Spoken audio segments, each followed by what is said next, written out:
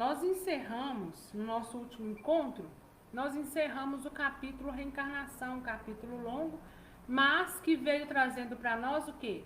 Grande aprendizado, né? Muito aprendizado. E nós terminamos o capítulo, um besouro entrou aqui, misericórdia, hein? Cada coisa, né? E nós terminamos o capítulo da seguinte forma: a ligação inicial de Segismundo, então, concretizada, né? E a gente fala ligação inicial porque tanto André Luiz, como Herculano, como Alexandre, deixou claro para nós que o processo reencarnacionista, ele só vai se findar com 7 anos, né?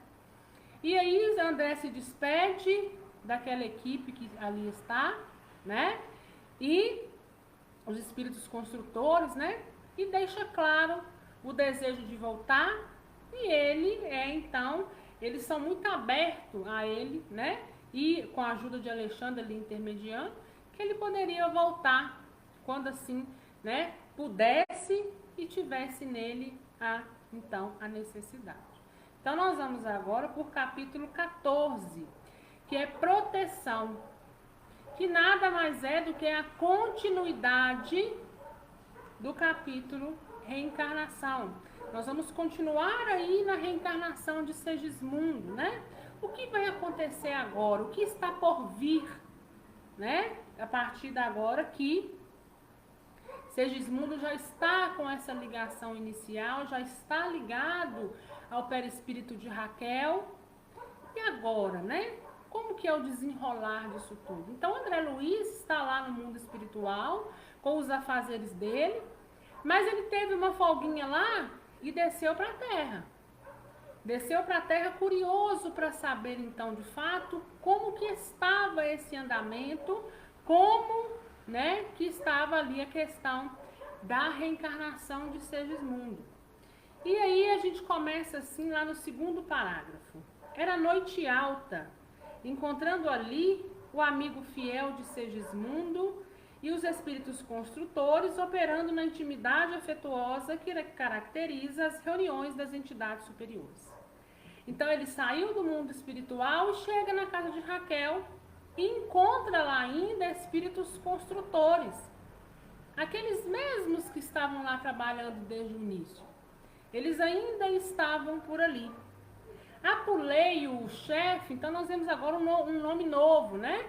Então os espíritos construtores, além de Herculano, que estava ali como um guardião de Segismundo desde o início, tem esse Apuleio que é o quê? O chefe dos espíritos construtores, ou seja, o chefe daquela equipe médica que estava ali de uma certa forma trabalhando, né? Apuleio, o chefe, recebeu-me com amabilidade. A esposa de Adelina, ao contrário da véspera, não passava bem fisicamente, embora mantivesse o corpo em repouso, posição de repouso. Estava super excitada e inquieta. Então André Luiz chega e vê Raquel lá, né, nos aposentos dela, mas inquieta, super excitada. E André pergunta, né? Nossa irmã Raquel, ele quer saber, né? Na verdade, o Apuleio fala para ele, né? Nossa irmã Raquel começa a sentir o esforço de adaptação. Por enquanto e durante alguns dias permanecerá indisposta. Todavia, a ocorrência é passageira. E a gente que é mãe, né, sabe que início de gestação, a gente fica mesmo inquieta. A gente fica mesmo, né, às vezes indisposta. Principalmente nos primeiros dias, nos primeiros meses para algumas, né? Mas também é verdadeiro que algumas passam sem ter indisposição nenhuma, né? Só que aqui o que o chefe, o Apuleio já fala para o André, olha André, ela tá assim, porque o corpo físico dela está se adaptando à gestação que chega e ela assim vai permanecer por alguns dias. É o serviço inicial do feto e não podemos dispensar-lhe a cooperação ativa. Por que ele fala? Olha, é o início da formação do feto e nós não vamos deixar ela sem proteção, né? Nós estaremos aqui durante um período. Observei, interessado, a extraordinária movimentação celular no desenvolvimento da estrutura do novo corpo em formação e anotei o cuidado empregado pelos espíritos presentes para que o disco embrionário fosse esculturado com exatidão devida.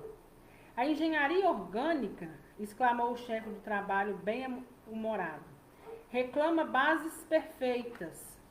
O corpo carnal é também um edifício delicado e complexo.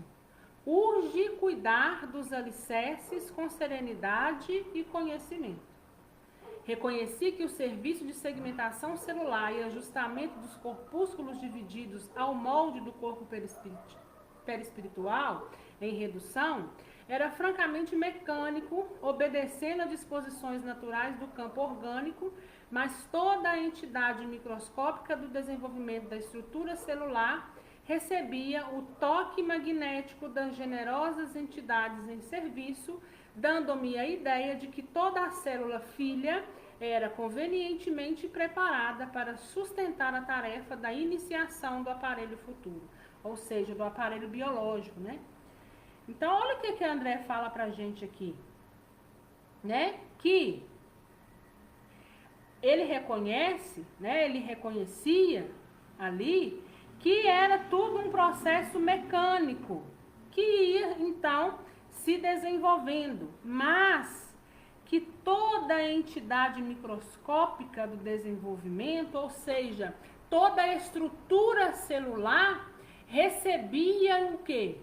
Recebia uma energia magnética, né?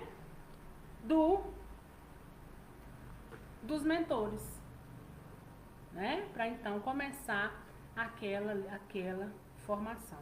Então, além do mecanismo do corpo em formação, eles também recebiam essa carga aí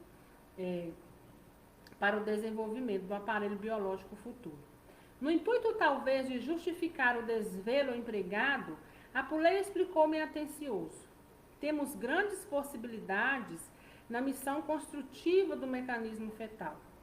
Há que remover os empecilhos e auxiliar os organismos unicelulares do embrião na intimidade do útero materno, para que a reencarnação, por vezes tão dificilmente projetada e elaborada, não venha a falhar de início por falta de colaboração do nosso plano, onde são tomados compromissos. Então, olha lá, olha o que ele fala. Fala, olha, André, nós vamos ter essa proteção aqui durante os primeiros dias. Nós vamos ficar aqui protegendo, tirando todo o empecilho, tudo que possa vir a atrapalhar. Então, por isso nós vamos estar aqui em proteção. Por quê? Porque senão pode acontecer algo externo que venha atrapalhar esse feto a se desenvolver. E não é isso que nós queremos agora, né? Então, por isso nós estamos aqui e vamos aqui permanecer.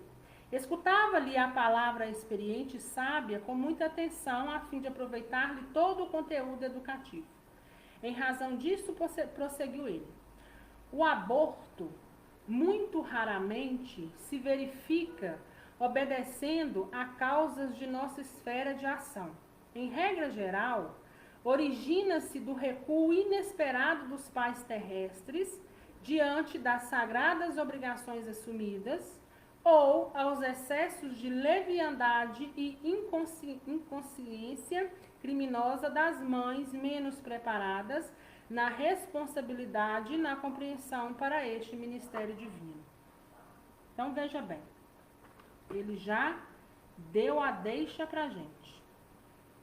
Se precisa de uma proteção nesses primeiros dias, e a espiritualidade amiga sempre vai estar ali fazendo essa proteção.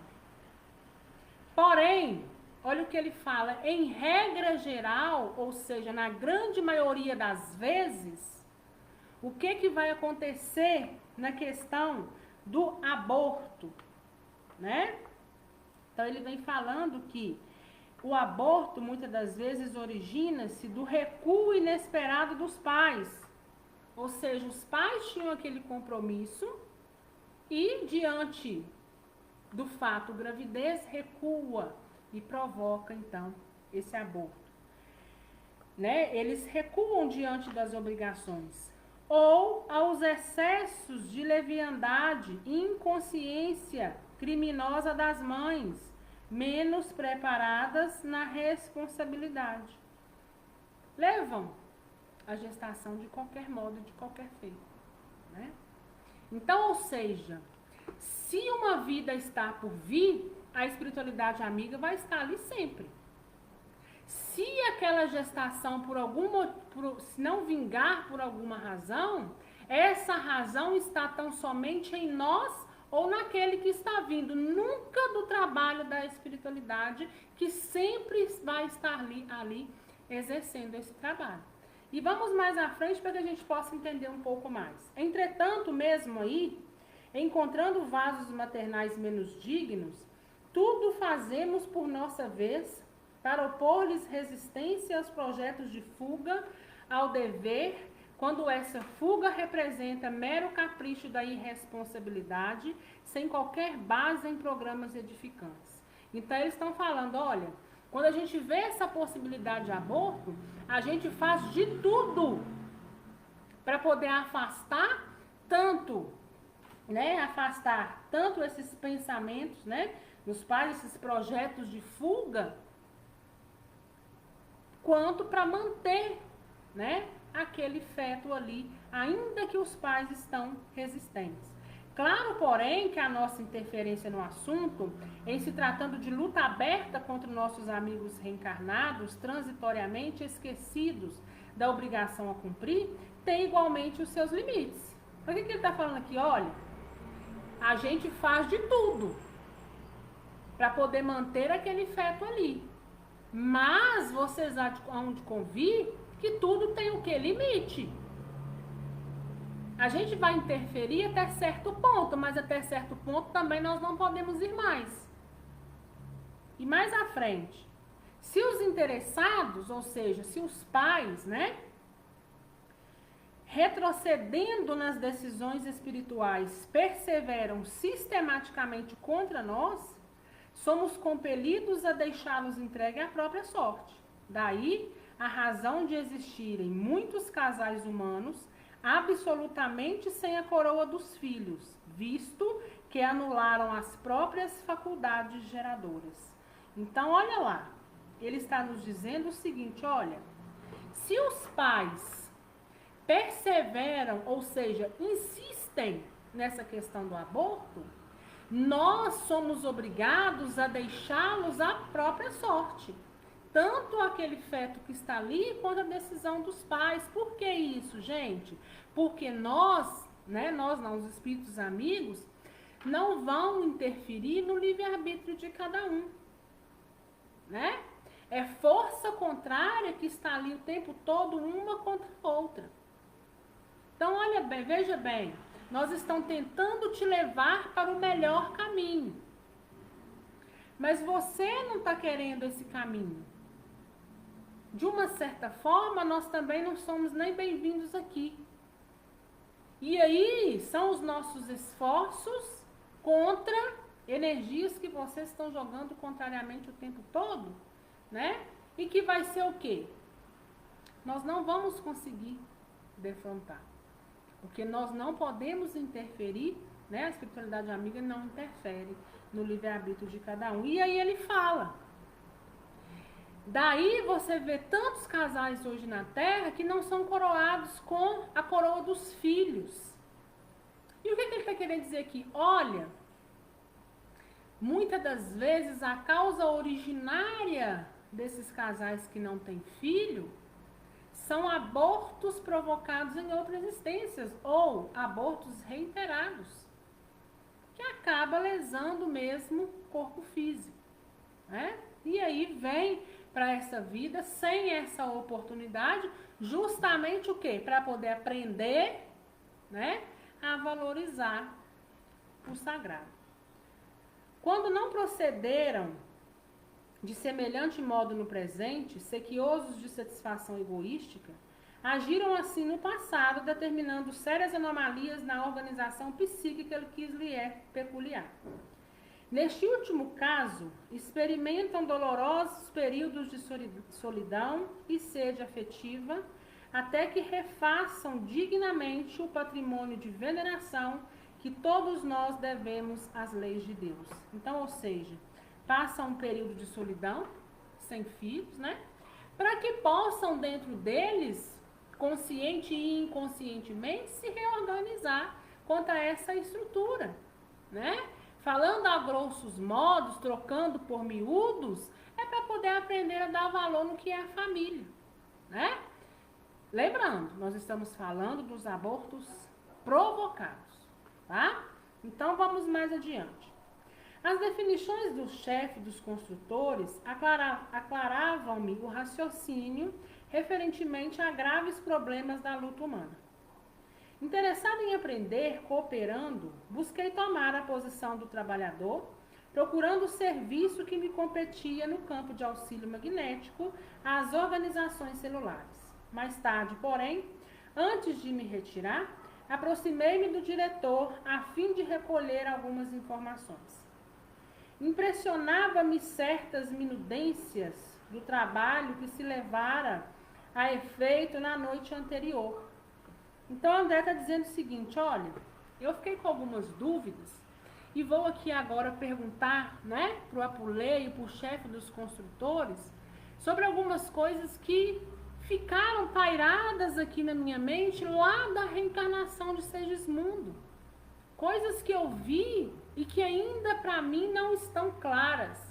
E André então pergunta o seguinte: qual processo conseguiria localizar-se a ligação inicial de Segismundo ao futuro corpo nos órgãos geradores de Raquel?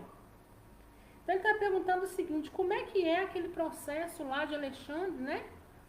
Que Alexandre, com aquela visão microscópica de cima, né, conseguiu ali fazer aquela ligação inicial, buscar, né, o melhor espermatozoide, tanto que ele fala. E o problema do elemento masculino mais apto, né?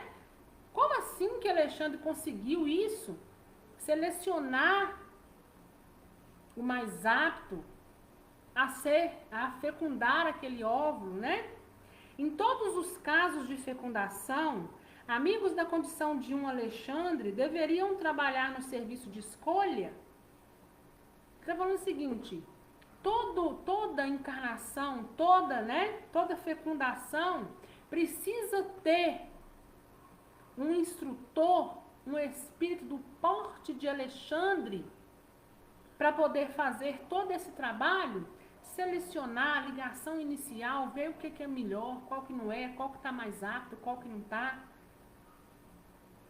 Apuleio ouviu-me com a benevolência que caracteriza as entidades elevadas e informou: passividade não significa ausência de cooperação. Quando Raquel aceitou a tarefa maternal, fê-lo com decisão e obediência construtiva. Ela recebeu Segismundo em seu organismo perispiritual e, mobilizando os poderes naturais de sua mente, situou-lhe o molde vivo na esfera uterina, com a mesma espontaneidade de outros processos orgânicos, superintendidos pela atividade mecânica subconsciente, cujo automatismo traduz a conquista de experiências multimilenárias da alma reencarnada. Então, está dizendo, olha, André, não quer dizer, né, que na passividade, né, que num processo não tão ativo quanto o de Segismundo, não tenha alguém ali. Sempre há ajuda, né? Para os círculos da mulher, é tão fácil a ambientação das forças criativas, como é natural para o homem a manutenção da atitude patriarcal e protetora, enquanto perdura a existência dos laços paternais. Percebendo minha intenção de aproveitar-lhe os informes para pequenino esforço meu, no sentido de escrever para leitores encarnados, Apuleio acentuou. Então, ou seja, né, esses espíritos são danados, né? Eles já sabiam que André Luiz estava ali com espírito de pesquisa e já sabiam o que tinha lá na frente, né? Ou seja, ele está aqui porque ele vai escrever futuramente para encarnados, né? Ou seja, nós precisamos fornecer a ele material, suporte, então, para quando ele for relatar, né? Teríamos grandes dificuldades em explicar aos homens terrestres o fenômeno da adaptação das energias criativas no útero materno, nos processos da reencarnação. Por enquanto, a tendência da maioria dos nossos irmãos encarnados encaminha-se para a materialização de todos os nossos esclarecimentos. É preciso esperar mais tempo para ministrar-lhes certas informações que por agora seriam para eles incompreensíveis. Então, ou seja, por hora, nós ficamos sem essas respostas, né? Algumas dessas respostas. E aí, porque ele fala para o André o seguinte: olha, André, é tão complexo essa questão, né? Do feto, de uma ligação inicial, que se eu fosse descrever para você aqui agora, para que você fosse passar para os desencarnados, aos olhos deles, na condição que nós estamos hoje, seria para nós o quê? A gente não conseguiria, né? Ele usa aqui a palavra incompreensão. Seria incompreensível para nós. Nós não conseguiríamos distinguir, por mais que tentassem explicar. Então, por hora, não adianta explicar, né? E a espiritualidade amiga sempre vai fazer isso. Todas as vezes que alguma explicação, que alguma notícia, que algum ponto fugir do nosso entendimento, do nosso equilíbrio, por hora eles não vão fazer, né? Por quê? Porque em vez de nos ajudar, vocês há de convir comigo que de uma certa forma vai dificultar, vai embaraçar, vai ficar ainda mais confuso, né? Então vamos seguir. E sorrindo ele prosseguiu. Eles se alimentam, ele está falando da gente, né, os encarnados. Eles se alimentam diariamente de formas mentais, sem utilizarem a boca física, valendo-se da capacidade de absorção do organismo perispírito, mas ainda não sentem a extensão desses fenômenos em suas experiências diárias. Então, ele está querendo dizer o seguinte: olha, nem adianta explicar. É como se a gente fosse querer explicar que diariamente, né, quando ele fala aqui, ó, a gente se alimenta através da nossa boca física de absorção de organismos, que é uma troca de experiência diária entre um e outro. Por isso aí a importância do meio em que nós estamos, hein? O que nós estamos comungando, trocando um com os outros, embora não seja visto aos nossos olhos.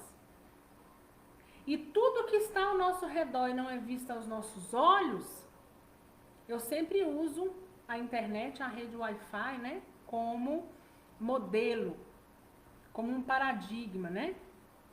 Porque a gente também não vê, a gente sabe que ela está lá. Tanto que na hora que o telefone, o computador, seja o que for, desconecta, a gente fala: opa, desconectou, né? Então, da mesma forma, ele fala, nem adianta explicar. Veja bem, eles estão constantemente, uns se alimentando via boca física, de troca de substâncias uns do outro, às vezes nocivas, às vezes não. Mas vai falar isso para eles agora, para ver se eles vão entender. Não vão entender.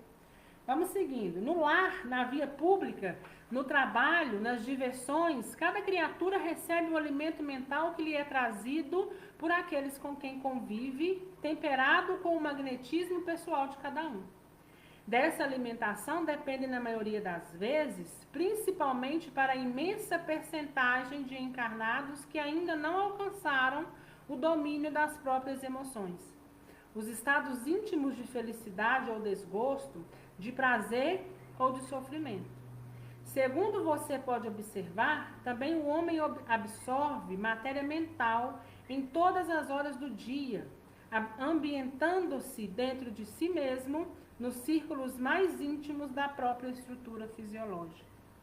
Então, ou seja, nós alimentamos de sensações, de magnetismos, né? Positivos ou negativos que estão à nossa volta. Seja no trabalho, seja na rua, seja num passeio, em qualquer lugar. né? Existe aí essas sensações, né, que vêm pra gente, e é na maioria das vezes que a gente tem que ter cuidado, principalmente com essa questão de televisão. Você liga a televisão, você vê uma tragédia, como que você fica? Fica mal, né? Então, ou seja, dali você já começa a comungar o quê? Forças, energias ruins, né? Da mesma forma, quando você vê uma coisa boa, presencia uma coisa boa, vivencia uma coisa boa, você traz consigo energias boas, né? Um magnetismo bom. Só que, né, Apuleio diz aqui, nem sempre a gente vai adiantar dizer, né? O chefe dos construtores fixou-me bem-humorado a expressão de surpresa ao lhe receber elucidações tão simples em assunto tão complexo, e acrescentou. Ele ficou surpreso pela cara do André Luiz, né?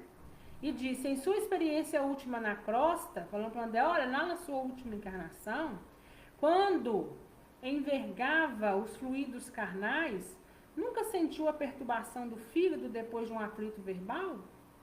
Jamais experimentou o desequilíbrio momentâneo do coração recebendo uma notícia angustiosa? Por que a desarmonia orgânica, se a hora em curso era muitas vezes de satisfação e felicidade? É que em tais momentos o homem recebe certa quantidade de força mental em seu campo de pensamento, como o fio recebe a carga de eletricidade positiva. O ponto de receptação está efetivamente no cérebro, mas se a criatura não está identificada com a lei de domínio emotivo, que manda selecionar as emoções que chegam até nós, ambientará a força perturbadora dentro de si mesmo, na intimidade das células orgânicas, com grande prejuízo para as zonas vulneráveis. Então ele está dizendo, olha André, quando você esteve lá desencarnado, você também não experimentou as sensações? Né? E ele dá aqui, né, um exemplo. Quando envergava fluidos carnais, nunca sentiu perturbação no fígado? Quando você sentiu, né, recebeu uma notícia impactante, seu coração não ficou lá acelerado, pulsando, angustiado? É porque você estava recebendo ali cargas negativas inerentes a cada ponto, né? Mas ele fala o seguinte, fica um pouquinho pior, vamos dizer assim, naqueles que não têm equilíbrio. Porque acaba que recebe essas cargas e desequilibra ainda mais. Né? E aí a gente precisa ter essa, né, percepção e ter dentro de nós um equilíbrio. Saber filtrar as coisas que vêm para a nossa vida. Filtrar aquilo que a gente escuta. Filtrar aquilo que a gente vê. Porque às vezes você está ali numa fragilidade, recebe uma determinada carga, que às vezes ainda que foge da sua compreensão, que ainda que você nem ache que é aquilo, mas às vezes vai estar sofrendo ali na sua estrutura uma coisa que poderia ter sido filtrada ou que poderia ter usado discernimento e equilíbrio diante, né, daquela situação para que não viesse a prejudicar. Apuleio com muita serenidade fez ligeiro intervalo e considerou. Se é muito difícil explicar aos homens encarnados fatos rotineiros como esses a que nos referimos, repetidos com eles dezenas de vezes durante cada dia de luta carnal, como informá-los com exatidão e minúcias quanto à ambientação do molde vivo para a edificação fetal na intimidade uterina? Então, se eles não compreendem nem essa questão das sensações diárias que comungam, como que nós vamos explicá-lo com exatidão? Como que funcionam os moldes vivos dentro de um útero? Precisamos esperar pela ajuda do tempo para combinar as nossas experiências. Ou seja, precisa que nós nos desenvolvamos mais, né?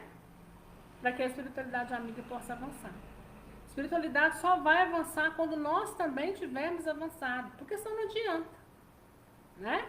Senão não adianta. É falar, é querer ensinar uma coisa muito avançada para uma criança que ainda não sabe, né? Não tem discernimento ainda da vida. tem razão.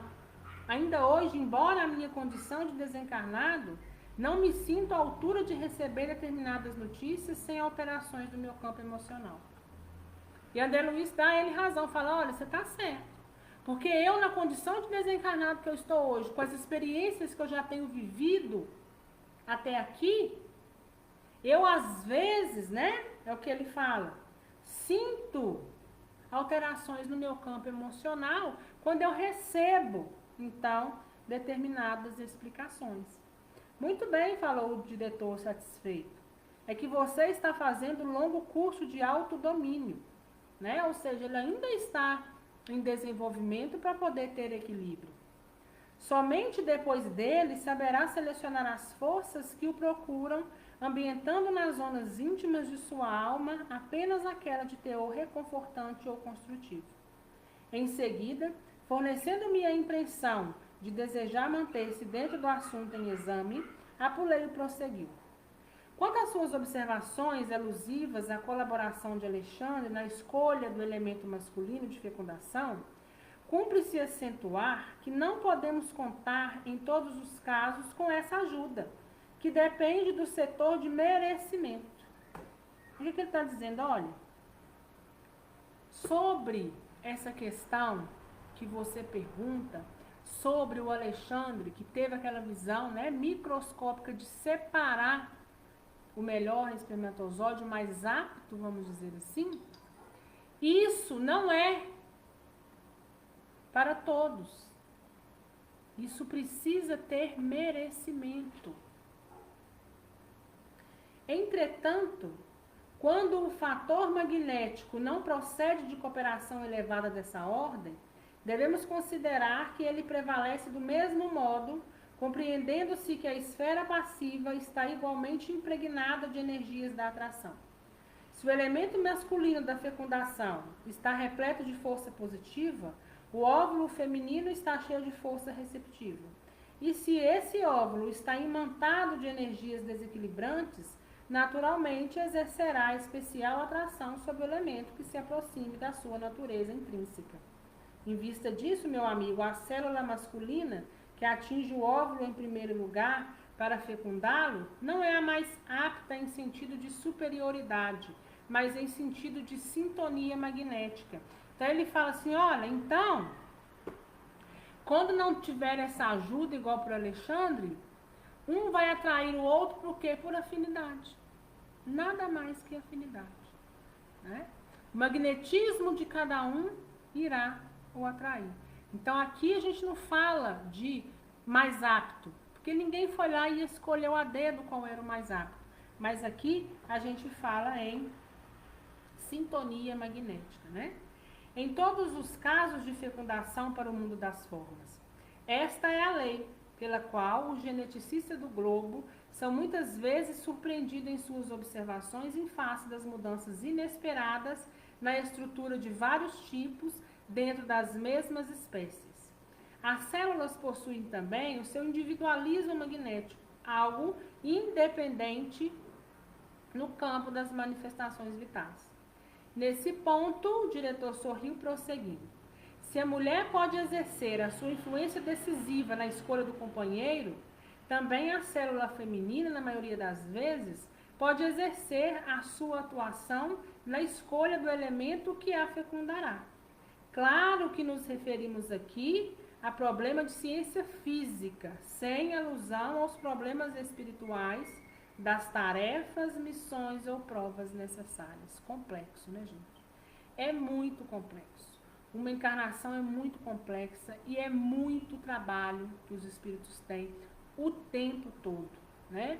E a gente vai lendo e cada vez que a gente lê e entra nesse aprendizado, a gente consegue ver então a complexidade, né? Que é uma vida, né? Que é gerar uma vida e essa vida aí vir, né? Para a Terra.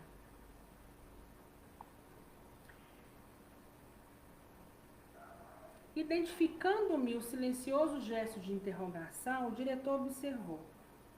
Sim, porque nas obrigações determinadas de certos espíritos na reencarnação, As autoridades de nossa esfera de luta dispõem de suficiente poder para intervir na lei biogenética dentro de certos limites, ajustando-lhe as disposições a caminho de objetivos especiais. Ele está dizendo, olha, muitas coisas acontecem lá, né? No ambiente físico, na ciência física, onde um elemento escolhe o outro, porém, nós, né? Os que estão ali, os construtores, né? Nós temos, ao que ele refere, vamos voltar lá, poder para intervir na lei biogenética, né? Ou seja, tem poder de ajustar a forma. Lembra daquele que tem uma missão, que em tal época o coração vai estar assim, assado? Ah, aquele que vai nascer com uma perna assim, assim, assado? Ah, aquele que vai ter um determinado problema, que isso nada mais é do que meios para sanar atos, consequências lá de trás. Então, é sempre eles que têm, né, vamos dizer assim, o poder, né, de ir ali mexer onde precisa ser mexido. Nesse momento, porém, nossa conversação foi interrompida. Pequeno grupo de entidades amigas pedia a presença de Apuleio fora da Câmara de Serviço. Essa Câmara de Serviço nada mais é do que a casa de Raquel, o quarto, onde ela está, porque eles estão a acompanhando ali. A conversa dos dois cessa, porque naquele momento chega um grupo de espíritos, de amigas de Raquel, solicitando a presença de Apuleio lá fora. Então vamos entender. Muito gentil, o chefe de trabalho convidou-me a acompanhar. Apresentou o grupo com desembaraço. Constituía-se de 2 senhoras desencarnadas, amigas de Raquel, e de um amigo de Segismundo, desejosos testemunhar-lhes afeto e dedicação na experiência em curso. Vinham de nossa colônia, vinham de nosso lar, em serviço de assistência a familiares detidos na crosta, e pretendiam aproveitar a oportunidade para a visita carinhosa. Então, ou seja, 2 senhoras, amigas de Raquel, embora inconscientemente, conscientemente Raquel não lembra, porque está encarnada, elas estão desencarnadas, né? E um amigo de Segismundo, que estavam na crosta, que estavam na terra, para oferecer ajuda a alguns familiares que estavam passando por algum perrengue. Mas, como eles estavam de passagem por ali, eles falaram, olha, deixa eu dar um pulinho lá, né? Vamos ver como está Segismundo e como está Raquel. O diretor ouviu-nos, atencioso, bem-humorado, mas com imensa surpresa para mim observou. Como responsáveis pela organização primordial do novo corpo de carne do nosso irmão Segismundo, agradecemos a atenção de todos, porém, não podemos autorizar a visita a esta hora.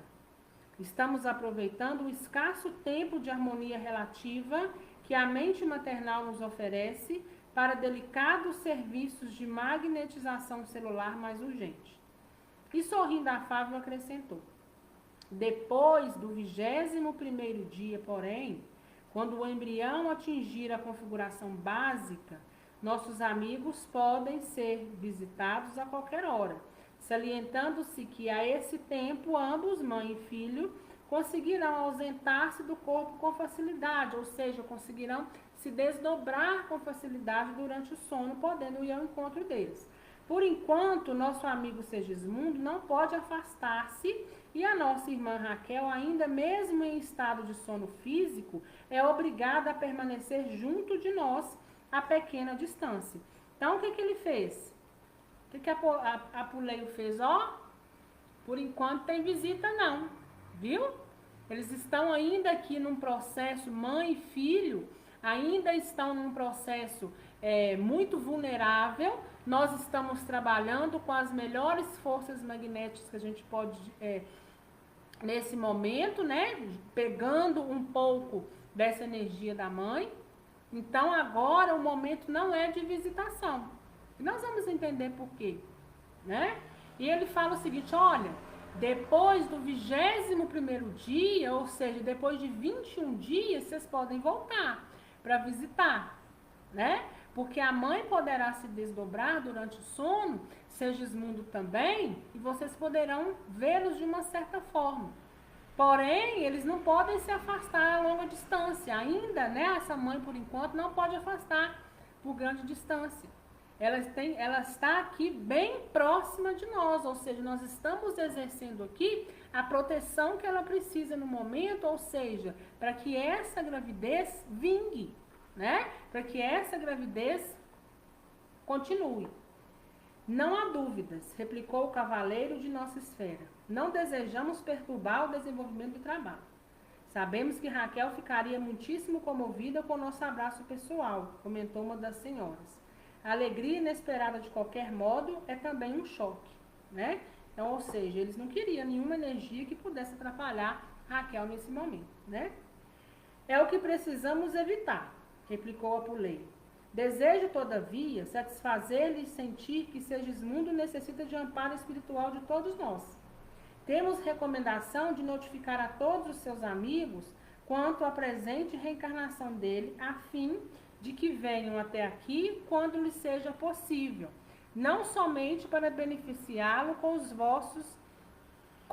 valores do estímulo espiritual, senão também para colaborarem com as suas vibrações de simpatia na organização harmoniosa do feto. Olha, agora não é momento de vocês visitá-lo, mas daqui 21 dias vocês serão muito bem-vindos. Tanto que nós vamos notificar todos os amigos quanto puderem vir. Para quê? Para poder passar essa energia de incentivo, para passar essa energia, né, de força, para que ele possa se sentir bem e possa, então, continuar aí no seu processo reencarnatório. Mas, por enquanto, né, não está aberta a visitação. Voltaremos na primeira oportunidade, exclamou uma das visitantes que até ali se mantivera silenciosa.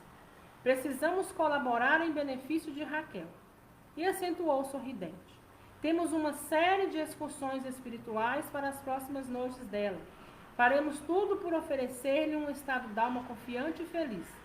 Diversas amigas se encontram avisadas para esse fim. Então a gente já sabe a partir daí que a gente não está sozinho jamais, né? Nós deixamos amigos do lado de lá. E veja que interessante, né? Olha, nós iremos voltar. E já tem amigas que já estão a postos, aguardando para que a gente possa vir em desdobramento e dar muita força para Raquel, para ela poder continuar, né, confiante e feliz nesse seu novo estado agora. Muito bem, respondeu o diretor atencioso. Logo após despediram-se os visitantes, enquanto eu registrava mais uma preciosa lição do plano espiritual. As visitas foram embora e Alexandre ficou lá perplexo. Como assim, né? Como assim a visita não pôde adentrar? A sós de novo, Apuleio esclareceu-me bondoso. O momento que atravessamos é delicado e não podemos distrair a atenção. E noite a noite, penetrei na câmara de trabalho reencarnacionista, aprendendo e cooperando para melhor conhecer a generosidade dos benfeitores espirituais e a sabedoria de Deus manifesta em todas as coisas. Ele fala, né? Ele foi, noite a noite, ele estava ali presente para poder ver, né? E cada vez mais ele via Deus em tudo. E ele começa a descrever o feto, né? Depois da vesícula germinal, com a cooperação magnética dos construtores para cada célula, formaram-se os 3 folhetos blastodérmicos, aproveitando-se o molde que Raquel idealizara mentalmente para o futuro filhinho, que foi aplicado sobre o modelo vivo de Segismundo em processo de nova reencarnação. Reparei que os trabalhos dos técnicos espirituais eram em tudo semelhantes aos serviços que acompanharam na sessão de materialização dos desencarnados. Ele falou o seguinte, olha, eu vi que aquele trabalho, né, os trabalhos dos técnicos espirituais, estava muito semelhante lá naquela questão da materialização, lembra? Do ectoplasma, do médium que produzia o ectoplasma e que o espírito conseguia se materializar por um período temporário Então, André Luiz fala, eu conseguia ver essa semelhança, né? Tomava-se concurso do interessado, valia-se da colaboração de Raquel, que no caso tomava a função do médium da vida, mobilizavam-se amigos, utilizava-se de recursos magnéticos, requisitava-se o auxílio direto e positivo de Adelino, futuro pai de Segismundo, como se requeria na sessão o concurso do orientador mediúnico sobre as forças passivas da intermediária. A semelhança era completo apenas com a diferença de que, nos trabalhos de materialização dos desencarnados, gastavam-lhe algumas horas de preparação para um ressurgimento incompleto e transitório, ao passo que ali se gastariam 9 meses consecutivos para uma reencarnação física da alma em caráter mais ou menos longo e definitivo. Ele falava, olha, a troca de energia, vamos dizer assim, é muito parecido com a materialização. A única coisa que tem diferença é que a materialização ela é temporária. Horas de serviço para uma materialização temporária. Aqui não. Aqui é diferente. Né? Aqui levam-se 9 meses.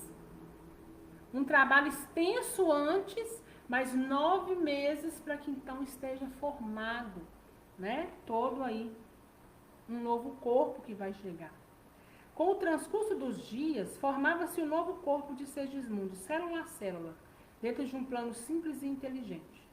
Prosseguindo nas observações metódicas, verifiquei que o folheto blastodérmico inferior, obedecendo às disposições do molde vivo, enrolava-se apresentando os primórdios do tubo intestinal, ao passo que o folheto superior tomava o mesmo impulso de enrolamento, formando os tubos epidérmicos e nervoso. O folheto médio assumia feição especialíssima, dava lugar às primeiras manifestações da coluna vertebral, dos músculos e vasos diversos. O tubo intestinal, em certas regiões, começou a dilatar-se, dando origem ao estômago e às alças de várias espécies e revelando em seguida determinados movimentos de invaginação interna e externamente organizava aos poucos as estrias inferiores e superiores, construídas de pregas, vilosidades e glândulas.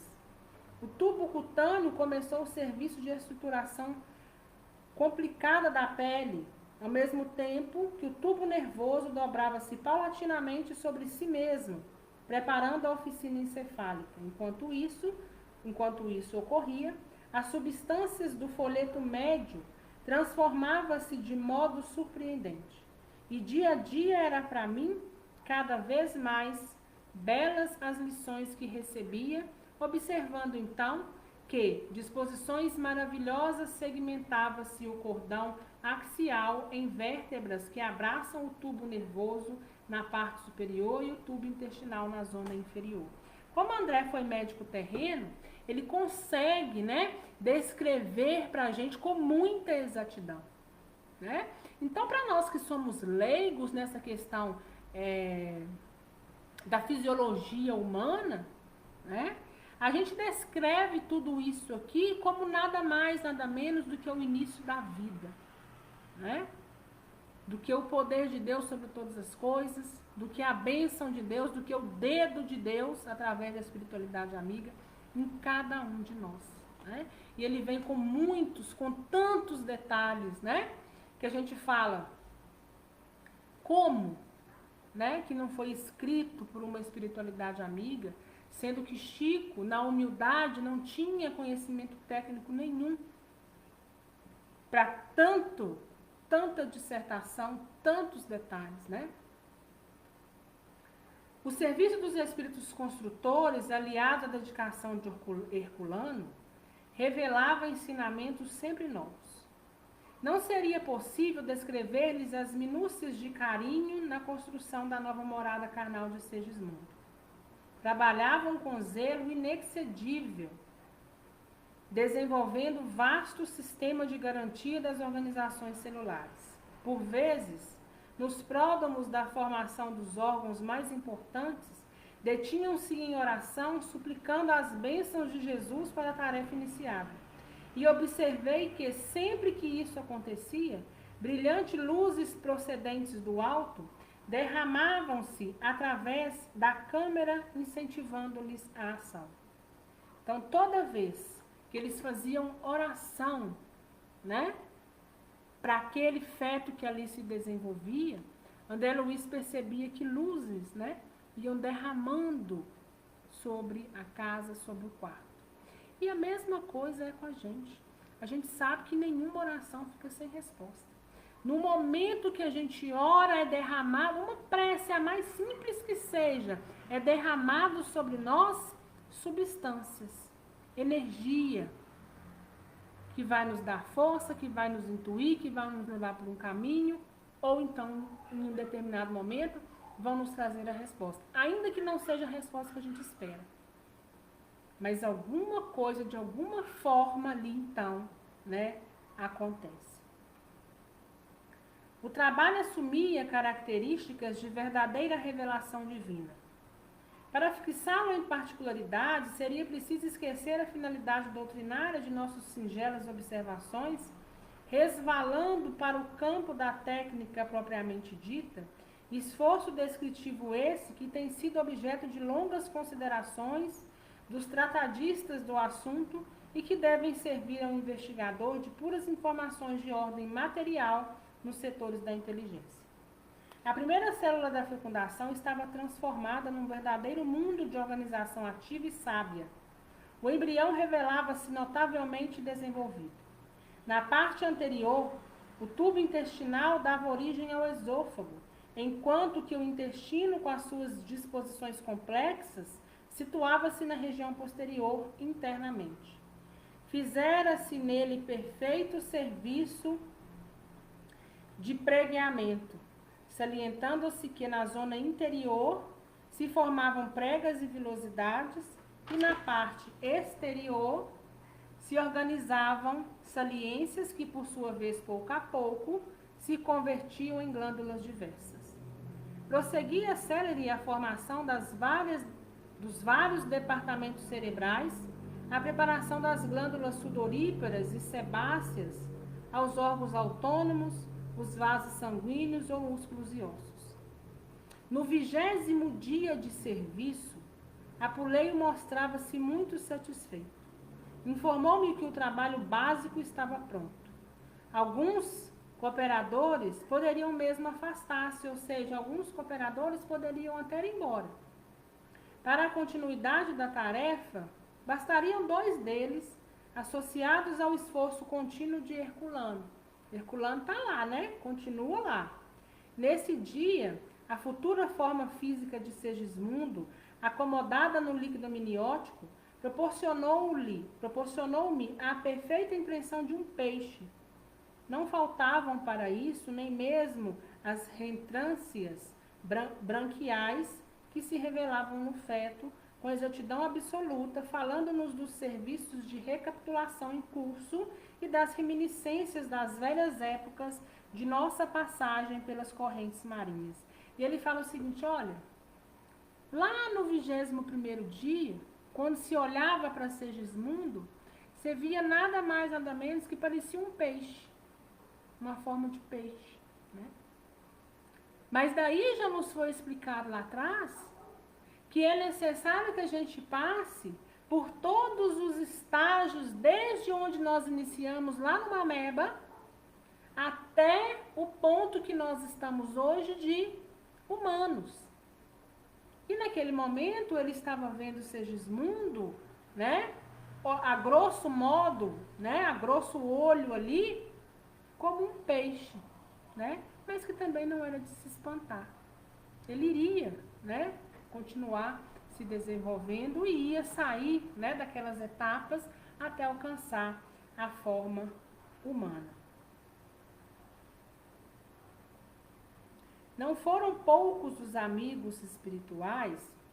Na noite do 21º dia, abriu-se a porta magnética da câmara de Raquel à visitação afetiva. Não foram poucos os amigos espirituais que guardavam um momento feliz. A futura mãe, desligada do corpo pela doce influência do sono, sentia-se aliviada e quase feliz. Apuleio e os companheiros, bem como Herculano, foram cumprimentados com alegria e atenção. Alguns amigos de Adelino haviam chegado igualmente no propósito de felicitá-lo e de prestar-lhe o concurso possível. Então veja bem, né, gente? Aqueles que realmente são nossos amigos perfazem ao longo de nossa existência, né? Uns lá já desencarnados, outros encarnados, mas acompanhando. Olha, eu tenho muita afeição por ele, eu tenho muita gratidão por ele, eu tenho muita simpatia por ele. Então eu estou vindo aqui prestigiar, eu estou vindo aqui passar a energia positiva que ele necessita para ele continuar seguindo. Notei que Segismundo fora igualmente aliviado. Os fios tenuíssimos que ligavam os encarnados ao aparelho físico quando em estado de temporária libertação, prendiam também à organização fetal. Então ele viu o seguinte: nós, enquanto encarnados, o que vai diferir dos desencarnados quando estivermos em desdobramento é o fio prata que nos liga ao corpo físico. Então André percebia o seguinte, né? Que Segismundo, embora ali fora do corpo físico, né, recebendo ali as energias dos amigos, ele também estava ali, né, ligado na organização fetal, ligado na mãe, né? O fio prata estava ali, ligadinho à mãe. À medida que Raquel se afastava, também ele podia afastar-lhe, não sendo, porém, possível abandonar a companhia maternal. Então, se Raquel andava mais longe, ele também poderia andar, mas ele não poderia distanciar da mãe. De uma certa forma, presa ali a ela, né? Raquel oscilava, né? Raquel carregava, era como se ela carregasse ele nos braços carinhosos, enquanto sorria ali conosco, fora do campo maternal mais denso. Reconheci que a trégua se verificara para todos, com exceção de Herculano, que não arredou da câmara, mantendo-se vigilante. Os construtores, de modo geral, estabeleceram uma grande pausa no serviço, e enquanto os amigos de Adelino conduziam a planos diferentes para certas informações que lhe eram necessárias, acompanhei o grupo que formava com Raquel e o filho em uma assembleia de esperança e alegria. Muitas afeições reunidas conduziam-nos a ambos à extensão do jardim da própria crosta, e no momento em que o sol anunciava de longe o seu reaparecimento no hemisfério, oramos em conjunto, louvando a bondade de Deus que nos enchera de bênçãos no caminho evolutivo. Então, o que aconteceu? Olha, vários amigos. Adelino também desdobrado foi até o mundo espiritual, porque precisava de ouvir determinados conselhos, determinadas coisas de lá. Enquanto isso, Raquel com o filho, com o grupo de amigos dela, foram para um belo jardim aí pela terra, né?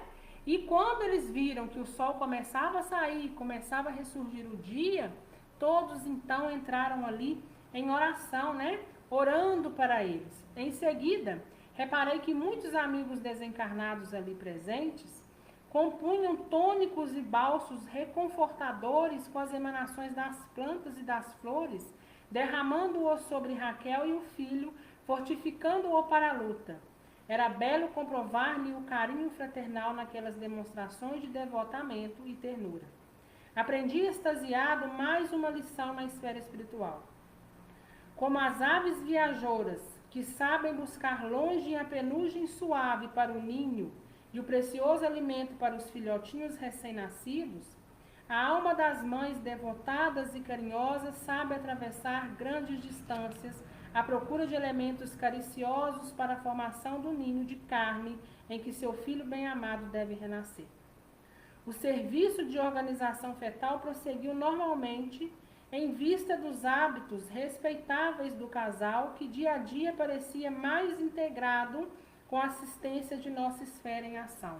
Cada dia o casal estava mais em sintonia com aqueles que estavam ali ajudando. O desenvolvimento da futura forma de Segismundo compelia Raquel a verdadeiros sacrifícios orgânicos, contudo, Em cada noite pela madrugada, repetiam-se as excursões espirituais que ela e o filho recebiam dos afetos do nosso plano. O trabalho de Herculano mereceu a cooperação de inúmeros amigos. Rara a noite em que não vinham espíritos agradecidos a Segismundo velar pela harmonia da sua nova reencarnação, prestando a casa, aos pais e a eles os mais variados auxílios. Terminando o período de minhas observações fundamentais, também eu não voltei ao lar de Adelino com a mesma assiduidade, ou seja, ele também, André, depois do 21º dia, ele não passou a ir ali com tanta frequência, ia, mas esporadicamente, Não obstante continuar interessado no trabalho em processo, somente regressava à Câmara da Reencarnação de tempos em tempos, compelido por outro gênero de serviços junto a Alexandre. Ele tinha mais o que fazer lá no mundo espiritual junto de Alexandre. Mas na véspera do nascimento da nova forma física de Segismundo, lá compareci, em companhia do meu venerável orientador, que fazia questão de cooperar para o fortalecimento maternal no momento culminante. Depois de prolongados esforços em que senti, mais uma vez, a sublime glorificação da esposa-mãe, Segismundo renascia. Assombrado com a vigorosa assistência espiritual que a nossa esfera dispensava ao assunto, ouvi Alexandre falar comovido. Está pronto o serviço de reencarnação inicial. O trabalho completo, com a plena integração de nosso amigo nos elementos físicos, somente se verificará de agora a 7 anos. Admirado e enternecido em minhas fibras mais íntimas, envolvi-me nas preces de agradecimento que formulávamos ao Senhor, reconhecendo o tesouro divino que constituía a dádiva de um corpo carnal para a nossa experiência e aprendizado na superfície da terra. Então, Segismundo renasceu e deixou para nós, vai deixando para nós aí, além da complexidade da reencarnação, o quanto trabalho a espiritualidade amiga tem de cercar, de proteger, mas que tudo isso se dá por merecimento e pela forma com que a família, a conduta da família, sobre as bases terrenas, os lares de bases retas, Então, quanto mais equilibrada é uma família, mais assistência ela tem. Não quer dizer que a outra não tenha. Quer dizer que a energia que aquela outra carrega temporariamente dificulta o trabalho da espiritualidade. Mas ainda assim eles estão ali, protegendo, cercando. E muitas das vezes somos nós que não damos passagem, somos nós que não deixamos com que eles cheguem e dê a nós o auxílio, que nós precisamos. André, mais uma vez, extasiado. E aí a gente vem pensar, eu também passei por isso. E se eu dei tanto trabalho para chegar, foi tão árduo, difícil o meu projeto reencarnatório e aqui eu estou, eu não posso desistir. Ainda que forças me levem a pensar ao contrário, eu preciso persistir. Existem amigos do outro lado que estão velando por mim, que me visitam todas as noites, e isso não é só enquanto está criança, não é só enquanto está, ali em formação ou quando nasce. Aqueles que têm apreço por nós estão conosco na torcida para que tudo dê certo. E não é diferente com os nossos entes que já desencarnaram, nós os encontramos nessa encarnação, convivemos com eles, desencarnaram, não é diferente. Eles estão do outro lado torcendo para que a gente se equilibre também. Da mesma forma que nós estamos aqui hoje, estudando, procurando entender, para a gente poder também mandar energia positiva para eles, de força. Olha, cada um está de um lado, mas nós todos estamos fortalecidos pela certeza que a vida continua, que nós estamos em constante evolução e que nós precisamos, aquilo ao qual nos foi confiado como missão, nós precisamos pelo menos tentar executar. Perseverar não é fácil. Passar pelo processo é muito doloroso. Mas podem ter certeza que quando a gente chegar do outro lado, nós vamos chegar com uma boa parte da nossa missão cumprida, com uma boa compreensão, ainda tendo muito que aprender. Uma estrada longa pela frente, caminhando. Mas o primeiro passo, que é a consciência das coisas, que é saber que eu preciso tirar o maior proveito possível daquilo que está aqui ao meu redor, é a missão que eu tenho por hoje. Então eu preciso fazer. Eu preciso tentar. Ainda que eu caia e que eu levante. Mas que eu preciso levantar seguros e firmes na mão de Jesus. Com fé, para que tudo possa dar certo. Deus seja louvado por cada um de nós que aqui hoje estamos. Deus seja louvado pela vida de cada um de nós. Pela vida de nossos familiares. Pela vida daqueles nossos familiares que já reencarnaram e que estão lá torcendo por nós. Porque eles já cumpriram a missão deles por hora. Nós precisamos cumprir as nossas. Que Deus derrame bênçãos sobre esses irmãos que trabalham trazendo vida para a terra. Que quando chega um bebê numa casa, é uma alegria enorme, né? Mas, infelizmente, existe o outro lado, como o próximo capítulo nós vamos ver, uma reencarnação que fracassa. Uma reencarnação que não consegue ter êxito. Que nós possamos ter responsabilidade diante dos nossos atos. E que aquilo que vier para nós possamos ter pulso e firmeza para poder segurar e honrar aquilo que Deus nos confiou. Alguma dúvida, gente?